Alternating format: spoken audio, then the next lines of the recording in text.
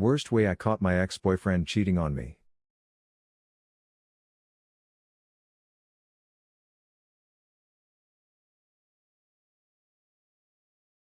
My ex and I had an oopsie pregnancy early in our relationship. I was suspicious he was cheating, but could never prove it since I didn't snoop through his stuff. I ended up miscarrying at night, and he was with his guy friends that night. I told him I was going to the hospital in the next 2 hours if the bleeding doesn't stop. I didn't know if it was a scare or not. He lived 15 minutes from me, and his guy friends lived 20 minutes from me. My mom ended up taking me because he never made it to the hospital. I called his friends, mutual friends, to see if he ever left their house after I left the hospital with the news that I lost the baby. They had no idea what I was talking about because they haven't seen or talked to him in over a month. He didn't make it to my house until 5 hours after I got home from the hospital with a few hickeys on his neck. He said he pinched himself. Yeah, right. The girl he was sleeping with also ended up messaging me later on in the week being a total B, telling me she was happy I miscarried. Ended up sending me pics of them two having sexual relations. They ended up harassing me for a month after that and would throw red painted dolls at my front door to remind me of my miscarriage. It messed me up. I went through so many emotions and depression from everything, that 5 months later I called my family to say goodbye as I was planning to commit suicide. My family ended up rushing to me and helped me get through everything. LST, ex got caught in the end because the girl he slept with told me and sent pics of them. Edit, just to summarize. Yes. I stayed with him for half a year after all of this happened, where he physically, mentally, verbally, and emotionally abused me. He blamed me for him cheating on me, and continued to cheat anyways. I was too depressed and afraid to leave. I ended up throwing him out of my house, and blocking and deleting him from everything. Him and the girl he was cheating on me with kept harassing me for months after I cut them out. I didn't speak to my family at the time due to a falling out. It wasn't until I called them saying goodbye during my suicide attempt that my family and I became close. They forced me to move back home until I was better. I lived with them for a year until I had to get away from everything. I ended up moving from Michigan to Chicago, Illinois. My ex kept trying to find ways to contact me and find me, so I had to keep blocking and moving. I landed an awesome job out there, and things were looking up. A very good client of mine kept trying to get to know me for half a year and I had a huge wall up. I finally gave in and opened up, and we're now happily married for 2 years, and trying for our first child. It took a long while for things to get into an upswing, but I'm extremely happy now. What happened still leaves my tummy turning with anxiety, but I have the most understanding and supportive husband I could ever ask for. I have two. One, I was the cheater. One, my ex was the cheater. First. Me. I had started loosely dating / seeing a girl I was really into. She and I clicked. She was gorgeous and smart and fun. I hoped to turn our couple flings into an actual relationship. Well, she delayed taking that step, and I hooked up with another girl. Fast forward. She, me, and a couple of my friends were hanging out in my apartment. My friend is sitting at the computer. Bink bink. You have a message, says the computer. My friend asks, can I read this aloud in a funny voice? The message came from a friend of the girl I had hooked up with, telling me she had a great time and wanted to meet again, but she had lost my number.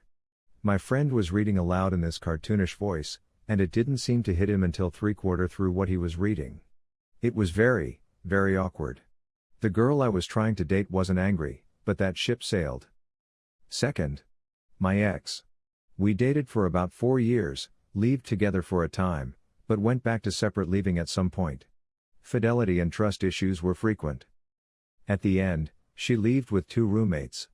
One of those roommates had a little pug-type dog that always wanted to sit on and lick people. Also, it frequently hung out in ex's room, because its owner wasn't home very often.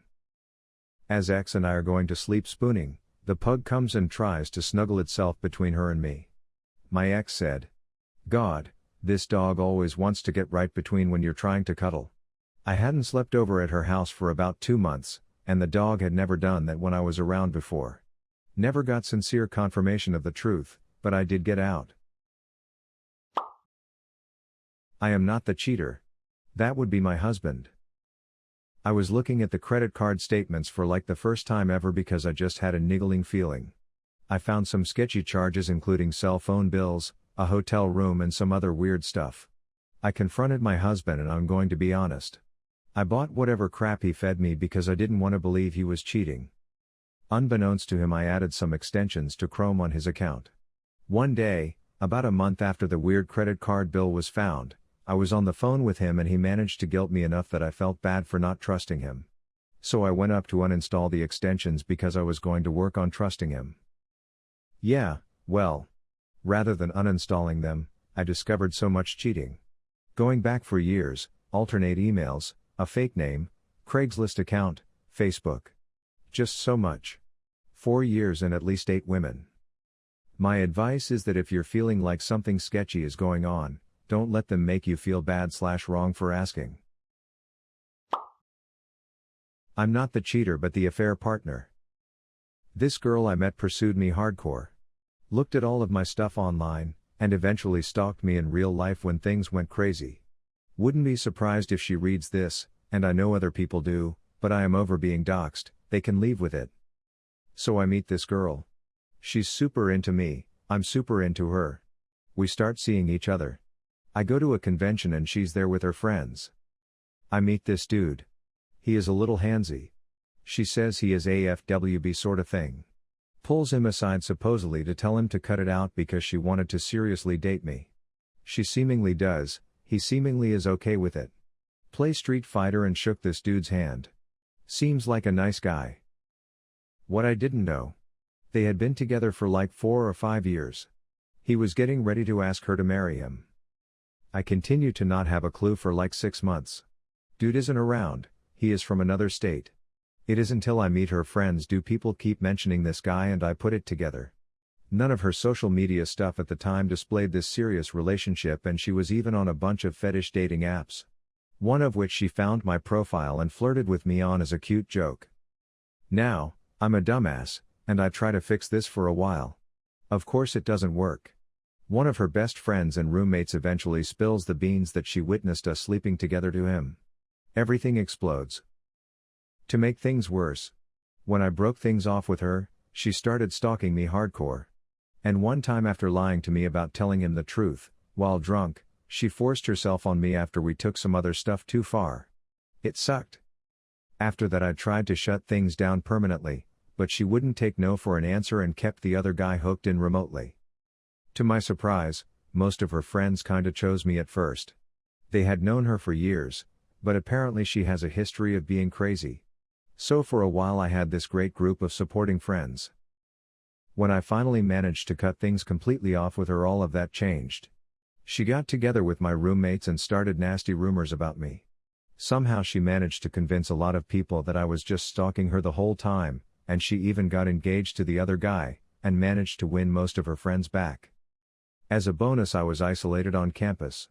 Lost my apartment, and became homeless because the university officials initially sided with her and the other students without checking into anything. Thank goodness I live in a one-party consent state and recorded everything and archived all of my chats with her and these people. I write about the last part a lot on Reddit. That was a year ago, and thanks to some kind people on Reddit, and the fact that I recorded everything, especially what the university did, I managed to stay out of trouble. I recently went public about the abuse I have received from her and previous partners as a male victim of domestic abuse, sexual assault and rape. Things are improving slowly, and I even have stable shelter now. I have a lot of trouble trusting people now though. I don't know if I can ever be in a close relationship the same way again. TLDR. She got caught because she introduced her side guy to her friends. Tried to maintain this weird double life semi-publicly, and when it exploded, she destroyed my life. Wife cheated when I thought she went to visit her family. Me and my wife started getting distant from each other and we had planned a trip to see my grandparents who live a few states away. A month before the planned trip she told me that she wanted to cancel it and go to a family reunion on her side of the family in a completely different state, and that she wanted to go alone and not bring our kids. I thought it was weird because, wouldn't you want to introduce your kids to family they never see? Like I said, we were growing distant, so I just said, okay fine, go. Maybe the time apart will be good for us. She came back and suddenly wanted to move across the county too. Go work at a hospital job that her distant aunt had offered her. Didn't even ask me if I was willing to go. I told her. You do whatever it is you need to do to be you. But you're not taking the kids. After a few days she realized that she couldn't leave and not see the kids, so she begged me to forgive her. I did. Over the next month, we became more distant than we were before all this had happened. I took lunch at work and decided to go home for it, which I never do. Also, when I got home there was nobody home, so I decided to go through her computer. Which I also never do. Found pictures of her with some guy she had met on Zynga Poker who lived, guess where? The state that her supposed family reunion was. I've never had a panic attack until this day. I had to call my neighbor and have him sit with me because I legit thought I was having a heart attack. Took pictures of everything I found. Other pictures, emails, and Facebook messages. I waited until the kids were in bed. I refused to fight and scream in front of them, and laid all my pictures out there for her to see. Not a fun day. What happened afterward? Well, I was obviously really irate and yelled and screamed a lot. After I calmed down we decided it was best if she moved out for a little while. We did our absolute best to keep our kids out of the middle. She moved into an apartment and I kept the house, and we would switch 1 week on 1 week off with the kids. We did this for a few weeks, all the while trying to talk about our problems and what went wrong. There are things more important to me than my pride. Like the life that we'd built together and our kids' lives. We both saw what we had done wrong. I wasn't completely innocent either.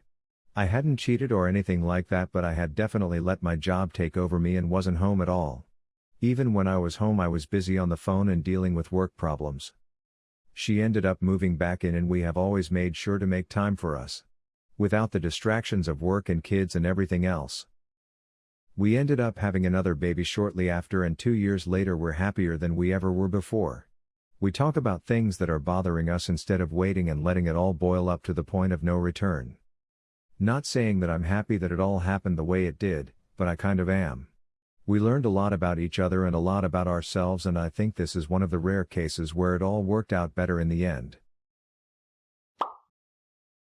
Stupidest way my ex cheated on me. My ex, many moons ago, was a freaking idiot. She knew that I had many friends that lived in the same neighborhood as her ex that she had left a couple months before dating me. She always told me she was going over a girlfriend's house to study, and I had no reason not to believe her. Till one day she wouldn't answer a single text. Now, I'm not the kind of guy to text a billion times. I'll text you, then if you don't reply, maybe I'll text you 2 to 3 hours later to make sure you got my last message. And if you still don't answer, then, I'll talk to you when you feel like you want to talk. So anyway, I'm at my friend's house later that night, having not gotten a reply from her since maybe 12 hours ago. Me and the group of friends decide to go outside in his backyard to make a pit fire, when I notice her car in the driveway of the house behind us. I didn't know it was her ex's house, but it was the way wrong neighborhood for her girlfriend's house. I call her sister up and say, "Where is your sister?" And she says, "Oh, she's at, girls' names, house." Well, I'm going freaking nuts then because I'm looking at her car now and this isn't, girls' names, neighborhood. Her response to that was, So I hang up and ask my friend who lives in the house we were all hanging out at, who owns the house behind him. Oh, that's, her ex-boyfriend's name's, house. I called her phone to find it was off. So I just chilled the rest of my time there, and paid it no more attention. No sense in worrying at this point as it's a done deal. About 2 hours later I get a call from her saying the phone was on silent for study purposes, and if I wanted to come over. Sure. I told her. I arrive at the house a little bit after and she hops in the car, and as soon as she shuts the door I ask, "How was studying with, girlfriend's name?" and she gives me some BS answer like I didn't know. After she's done spewing her lie I say, "Weird. Must have been a long walk from, ex-boyfriend's, house." I made sure to look at her face as I said it so that I could see any expression. She knew I knew but wouldn't let it go. It will go quicker if I just give you the dialogue. We were just talking things out. Why would it be okay to just go over there to do that if you have a boyfriend? Talk things out? What needs to be talked out? We've been friends for a very long time before dating. I can't just stop talking to him. So to get around that, you feel it's logical to lie to me about going to girlfriend's house. It's 11 p.m. You've been talking it out since 10 a.m. I've tried getting a hold of you a couple times too. Silence for a bit. So what did you guys do? She wouldn't answer or look at me. I told her to get out of the car and just pulled off. She broke up with him the first time because he was physically abusive and seemed to not really want to do anything with himself. About a year after I drove off, she calls me asking if we could try to make it work again, and if I'd like to get together over dinner. So I said yes and arranged a date at a fairly upscale place for Saturday at 8 p.m. Told her the dress code and all, since it was a snazzy joint. I'm not sure how long she sat there, because I didn't freaking go. My brother caught his wife cheating. Her phone would always going off and she would hide it. He got curious, looked into it, and found some guy had been texting her for a few months. She said she was going to stay home because she had to catch up on homework over the weekend. My brother and I went on our hunting trip and he told me about it. We never left the city. We went to my house and stayed there till it got dark, then drove back to his neighborhood in my neighbor's car. She sent him a picture of her at home saying she was going to bed early that night. Well, we snuck close to the house after a car parked down the street and a guy walked to the house and let himself in. My brother was fuming at this point and wanted to beat the crap out of the guy. I settled him down and told him to think about the long run. We snuck up to the house and using the night vision camera got video of them bumping uglies in the living room. My brother wanted to confront this guy at this point, so I did something messed up and called the cops and said I heard a lot of yelling from the house if they could go check. It kept my brother from messing up the dude, co-worker of hers. Cops show up, take statements. We leave and the next day he pulls her iMessages off the email account and talks to a lawyer. We give the lawyer the messages and when we show up 5 days later from our hunting trip, he calls her and says he got something really cool and wants her to come out and see it. When she comes out he gives her divorce papers and kicks her out of the house. She had police do a civil standby while she got her stuff a few days later. House was his before they got married, so all she got to keep was some stuff they bought together in her car. No kids and the prenup nulled the alimony she could have gotten as he made way more money than her. The guy she was sleeping with had a record. We saw her a few months later. She tried talking to my wife saying she missed my brother and she was sorry, and the guy and her broke up shortly after the divorce. Edit. I have had a few people inbox me asking if we took guns with us that night considering we were going on a hunting trip. My brother knew it was not a smart idea. We both can carry concealed. I because of my job, and him because he has a permit. Guns were left at my house with my wife when we left. He was watching the past 12 years of his life fall apart, so he knew taking any guns would not be a smart idea. I agreed with his decision and left mine at home as well. My dad was recently caught cheating on my mom after 27 years. While using his laptop, my mom noticed Facebook said, "Hello Mike Long. Can we log you back in?" My sweet mom still had no idea he was cheating. Until my teenage sister broke it to her that he's using a fake account. That only opened a whole other world of nasty surprises. Love you Dad, but I also hate you. I'm a leave-in nanny. The parents are going through a particularly nasty divorce. Mostly because she's insane, and decided that she didn't give a crap anymore, and started bringing this dude she's been screwing over to the house. Sometimes even while the dad is home. She says they are just friends, but I've caught them making out on several occasions. Which she says, of course, that he kissed her. She didn't want it, blah blah blah BS. Really, Amanda? Then why did I watch you go sit down on his lap and stick your tongue down his throat?